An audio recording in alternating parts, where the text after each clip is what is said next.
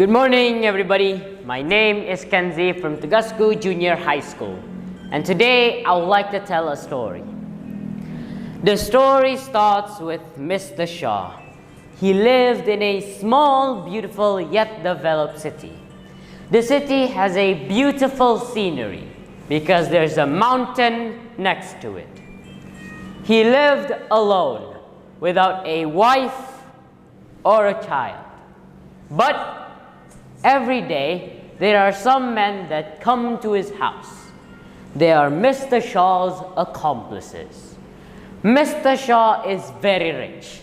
He has a big house with a swimming pool, an enormous garden, and even a giant golf park. All the money to get those facilities were gained in a not really good way. Mr. Shaw was famous for lending money to people. Some of those people were also rich like him, but some were poor. When a lender couldn't pay the money back, there was a consequence. I'm sorry, Mr. Shaw. I haven't got money to pay the rent. Give me some days and I'll send it to you immediately, said the lender. It has been 3 months since you said the exact same thing. I cannot wait any longer. I'm taking this house, said Mr. Shaw. Jackie, Rocky, throw him out. This was not only happened once, but many times, until all the houses near Mr. Shaw's house were taken by him. He became so greedy that he wanted to take the mountain near the city. He went to the mayor and said, Mr. Smith, I come here today because I want to have business with you. I would like to have La Rosa as one of my private property, said Mr. Shaw. La Rosa, our mountain, isn't private land, said the mayor. Then I will make it my private land. So should I just buy it from you or should I use my own way to get it? Asked Mr. Shaw. I have no rights to sell the mountain to you. And once again, the mountain is for the public. So keep dreaming, Mr. Shaw, said Mr. Smith. Mr. Shaw then left the office and decided to use his own way to get it. He and his men went to the mount. At the foot of La Rosa, he ordered his men to close all access to the peak of the mountain. It took a whole day and night.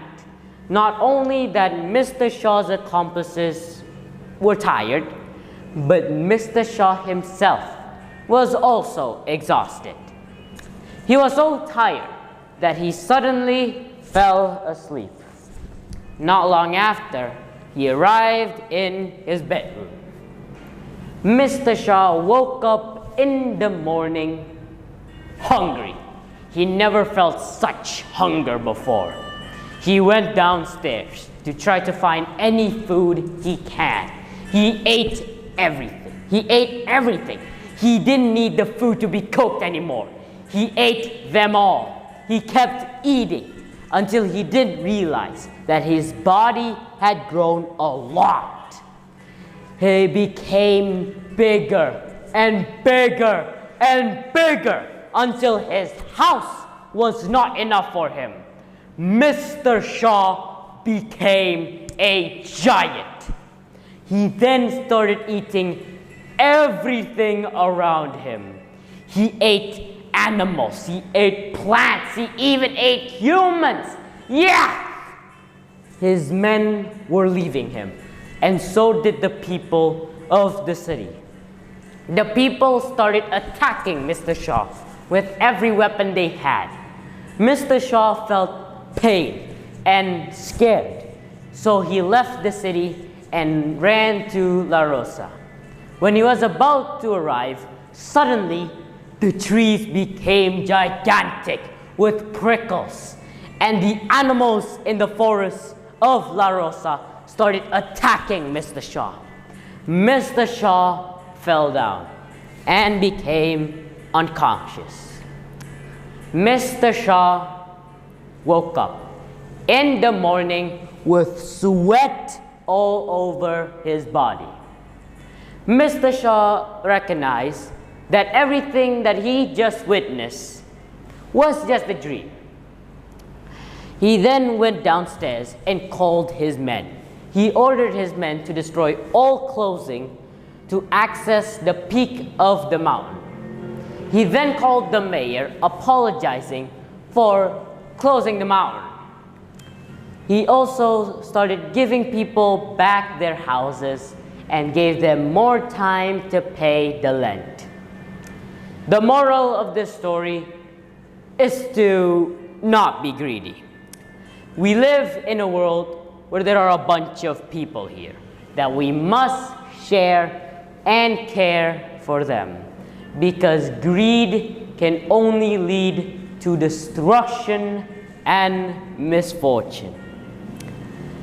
That is all of my story. Please forgive me if I have any mistakes, because perfection belongs to God. Thank you very much for watching. I hope all of you have a nice day. Goodbye.